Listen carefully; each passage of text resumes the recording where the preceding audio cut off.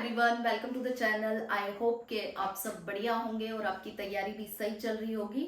आज हम बात कराते हैं आपकी निशा मैम से, जो D+SB TGT SST से सेलेक्टेड है और वो आपके साथ अपनी प्रिपरेशन में जो उनकी स्ट्रेटजीज रही हैं वो शेयर करेंगी कि उन्होंने कैसे तैयारी की है, जिससे कि आपको भी हेल्प मिले।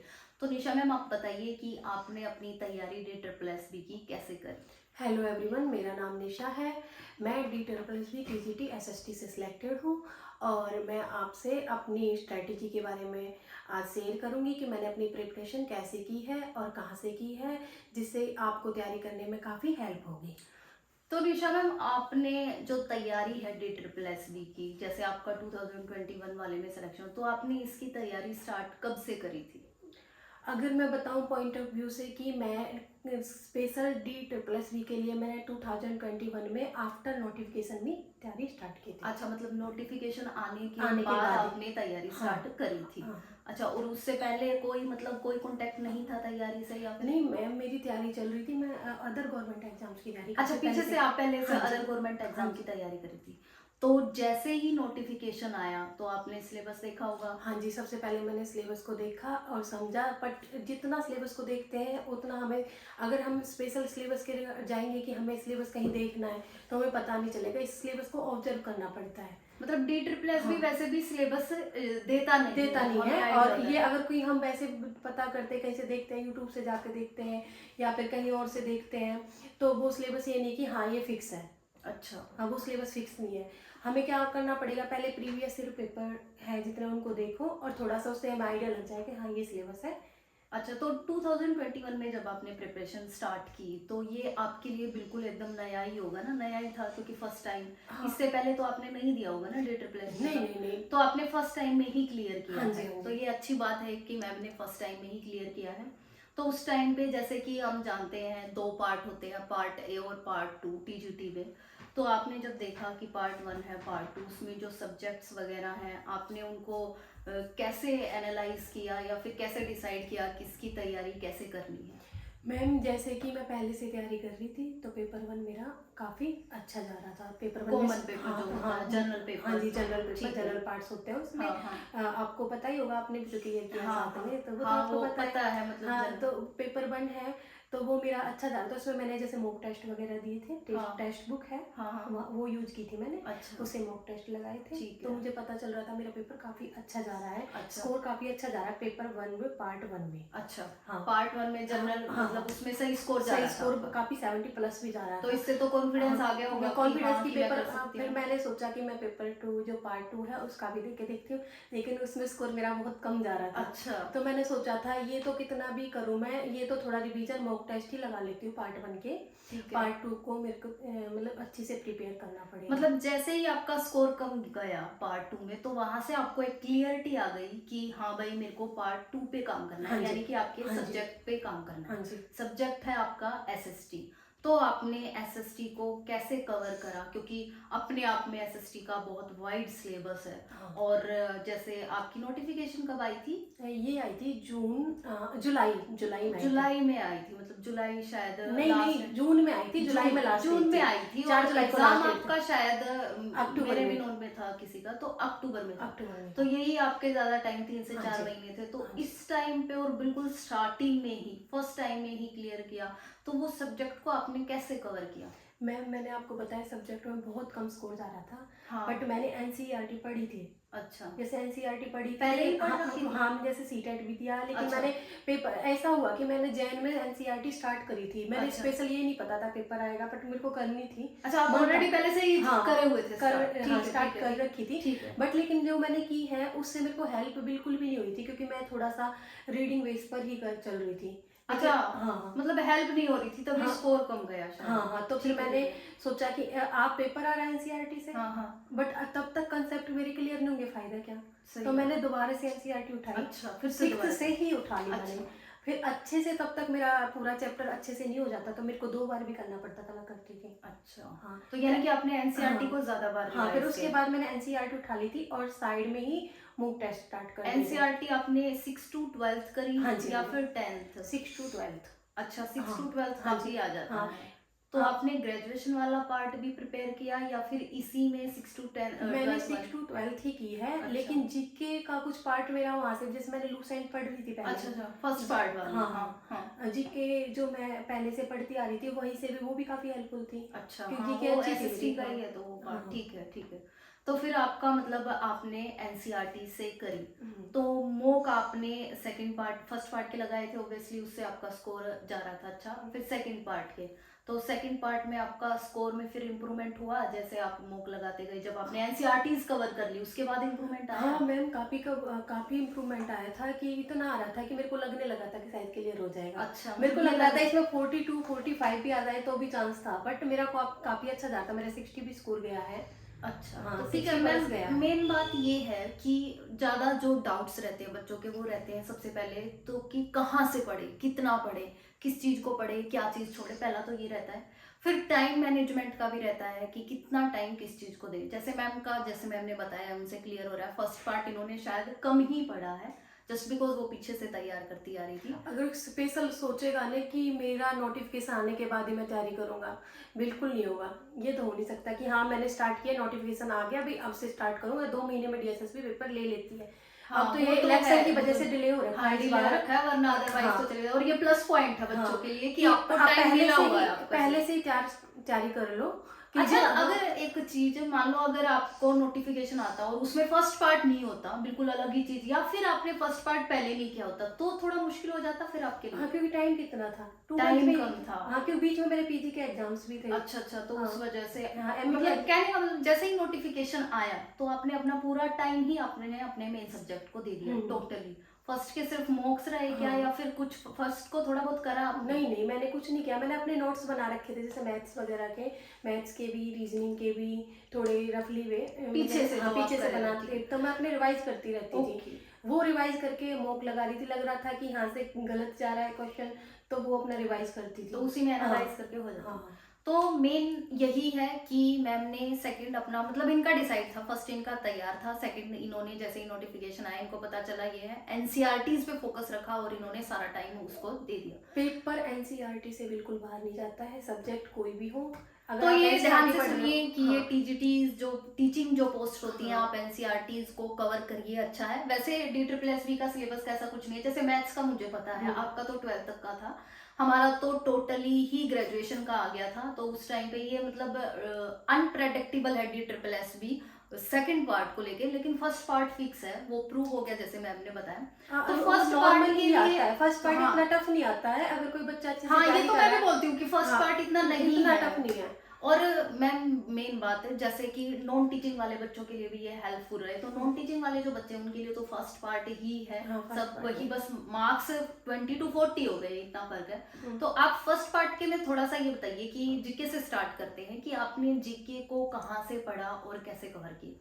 जीके के लिए मैम ना तो मैंने कोई नोट्स बनाए हैं, ना ही मैंने कोई अदर सोर्स यूज किया, बस मैंने ओनली अपनी बुक से जीके किया है। अच्छा। अब बट करंट अफेयर्स की बात आती है तो करंट अफेयर्स में उसकी टच में रहती थी, या तो मैं रेगुलर पर डे भी कर लेती थी, या फिर मंथली भी कर लेती थी, या फिर वीकली भी कर लेती थी। ठीक है, मतलब हाँ, आप वो तो थोड़ा हाँ, बहुत इसके भी टच में रहे। थे। बट हाँ एक और बात, अगर आप करंट अफेयर्स पे ज़्यादा ध्यान दोगे, वो ओनली बस 6 मंथ के आते हैं। अच्छा, अगर इतना ही रहता है, 6 मंथ पहले के आते हैं, ज़्यादा से वो ज़्यादा तो एक हम साल चले पेपर जाते की हैं। डेट आने के बाद भी हाँ, कर वो सकते ज़्यादा हैं। डिसाइड नहीं कर हाँ सकते। कर सकते फिर हैं। और आपने मैथ को कैसे कवर करा?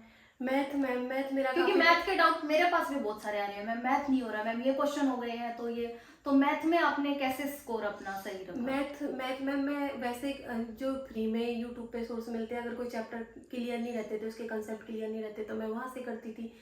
लेकिन मैंने ज़्यादा मैथ सेल्फ स्टडी पे थोड़ा ज़्यादा ध्यान देती थी। मैं बुक रखती थी अपने पास, उनसे आपने प्रैक्टिस सेल्फ लगा के स्टडी को ज्यादा टाइम हाँ, दिया है। प्रैक्टिस लगा के रखती थी, प्रैक्टिस रखती थी अपनी। और रेगुलर मैथ्स की तो मोस्टली मैं करती रहती थी, टच में थी मैथ्स के में, और अपने नोट्स भी बना रखे मैंने। मोक आपके ज्यादा हाँ, थे या वो चीज हाँ, ज्यादा प्रैक्टिस नोट्स बना रखे हैं, तो कोई पेपर आता था, एग्जाम डेट आता नहीं है, मैथ के लिए हम कोई फिक्स बुक नहीं बता हाँ। सकते, ये मैं भी बोलती हूँ कि और आपको चैप्टर्स पता होने हाँ, चाहिए कि ये chapters- मुझे करने हैं, आप जहाँ से चाहो वहाँ से कर सकते हो अपना इतना सिलेबस भी भाई। नहीं और है। इतनी भी तो अच्छी बात है, इसमें अरिथमेटिक आता है, एडवांस नहीं है, Advance थोड़ा नहीं। आता है HCF और LCM वाला हाँ, आता है, ये portion नॉर्मल number। सा ही बस। तो लिमिटेड है, आप उसके नोट्स बना लो अच्छे से और उनकी मल्टीपल टाइम्स रिवीजन करो। तो इंग्लिश को आपने क्या कैसे करा, मतलब इंग्लिश में? इंग्लिश की भी मैंने सेल्फ स्टडी की है। अच्छा। ये नीतू मैम की वॉल्यूम वॉल्यूम वन, हाँ ठीक है, उससे की है। बस उसी से एक हाँ। वही।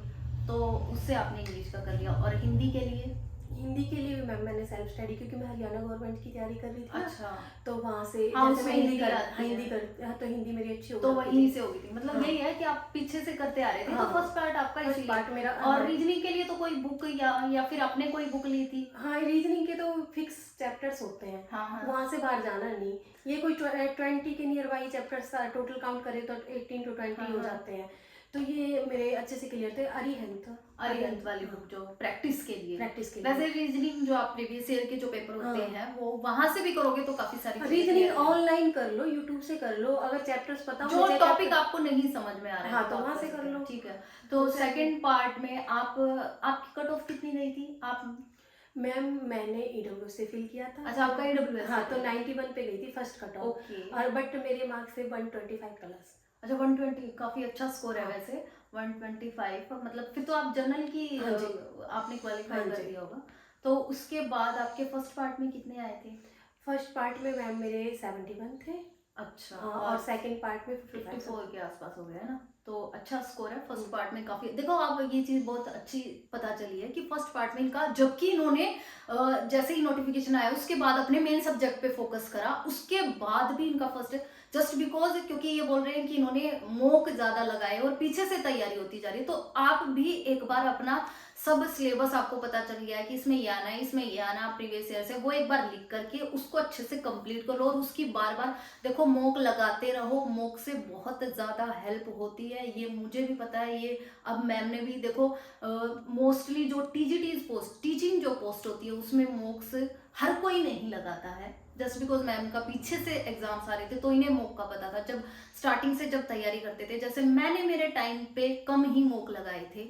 कम क्या, मैं ये कहूंगी कि बिल्कुल ना के बराबर थे। मैंने अपनी ऐसे ही करी थी, बट बाद में जब और एग्जाम थे उनके लिए लगाए थे। मूक काफी हेल्पफुल रहते हैं मैम, कि हम ये सोच रहे हैं 100 क्वेश्चंस का हमने मूक लगा दिया। हाँ, रहते हैं, ये मैंने बहुत बात तो उनका रियलाइज सॉल्यूशन है, देखते हैं तो ये लगा लो पूरा टॉपिक ही हमारा क्लियर हो जाता हाँ, है। मॉक काफी, तो आप मॉक पे ज्यादा फोकस करें, अपना मॉक लगाना स्टार्ट कर दीजिए। आपको ये भी पता चलता रहेगा कि आप कहाँ लैग कर रहे हैं और आपकी रिवीजन भी अच्छे से होती रहेगी। तो ये सब तो हो गया मैम कि आपने ऐसे तैयारी करी। उसके बाद आपने, जैसे कि आप मैरिड हैं, तो स्पेशली मेरा जो मेन मोटिव था ये वीडियो बनाने का, जेन्युइनली मैं बता रही हूँ, वो यही था कि आप मैरिड हैं। और मेरे पास मैरिड मतलब जो है मेरे फ्रेंड्स हैं या फिर बच्चे, तो उनके बहुत क्वेश्चंस आ रहे हैं कि हम नहीं कर पा रहे हैं, भाई मैरिड लाइफ है, काफी सारे हो जाते हैं, आई नो। तो आपने उस चीज को कैसे मैनेज किया, ये क्वेश्चन है। मैम मैरिड होना कोई ये थोड़ी ना गुनाह है, बट हाँ मैरिड है वो तो भाई मैरिड नहीं, है तो रिस्पॉन्सिबिलिटी तो बढ़ जाती है ना। प्रॉब्लम्स आती हैं लाइफ में, वो तो मैरिड होने के बाद तो ज्यादा ही आती हैं, वो तो स्ट्रगल सा हो जाता है तैयारी करने का।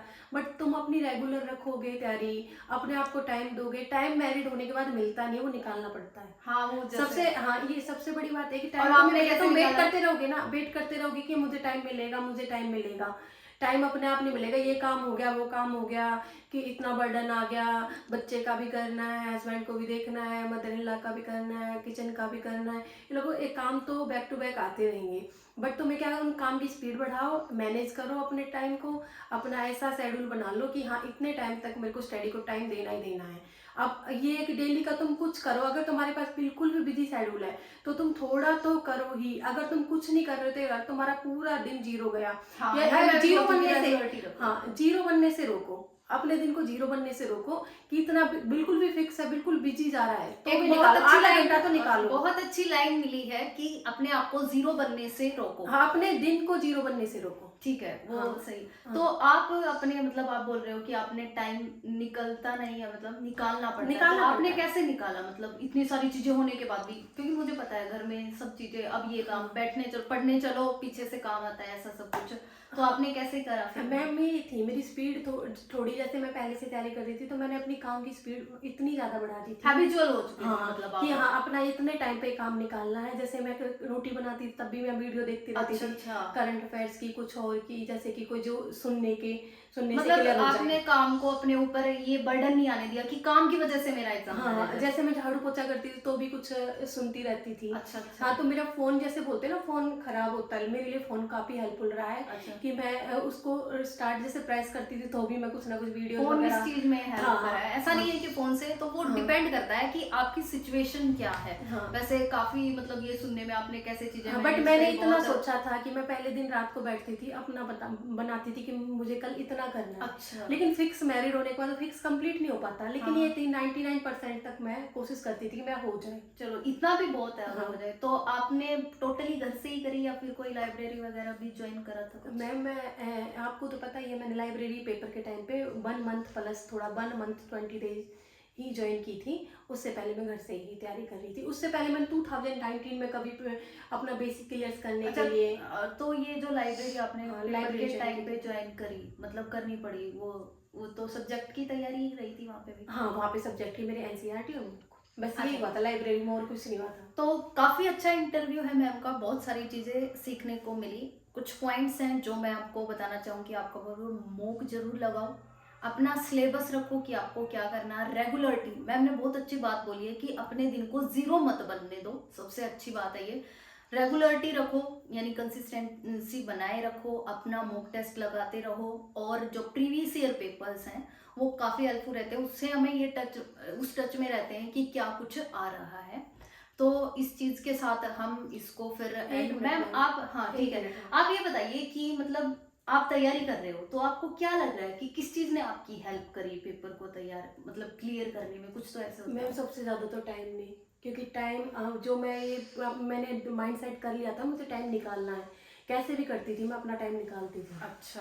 है, और तो जो बहनें बैठी हैं इसके भरोसे कि हमें टाइम मिलेगा, और टाइम नहीं मिल रहा, या टाइम को अपने टाइम को ही कोसती जा रही है कि नहीं मिल रहा, शादी क्यों होगी, ये क्यों हो गया, टाइम नहीं मिल रहा। भाई टाइम तो मैं निकालना पड़ेगा, उसके लिए तो मैं अपना बना लो टाइम टेबल कि इस टाइम मुझे पढ़ना है तो पढ़ना ही है, कोई कुछ भी बोले।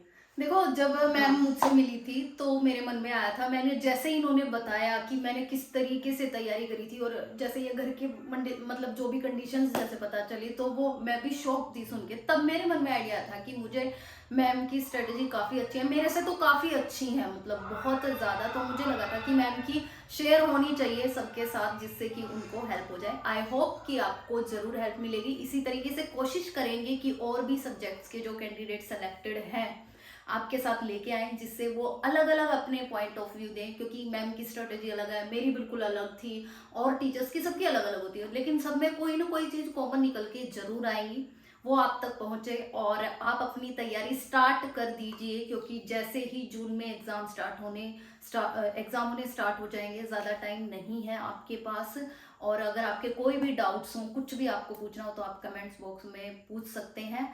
और थैंक यू। तो अब नेक्स्ट वीडियो में मिलते हैं। Thank you, have a nice day.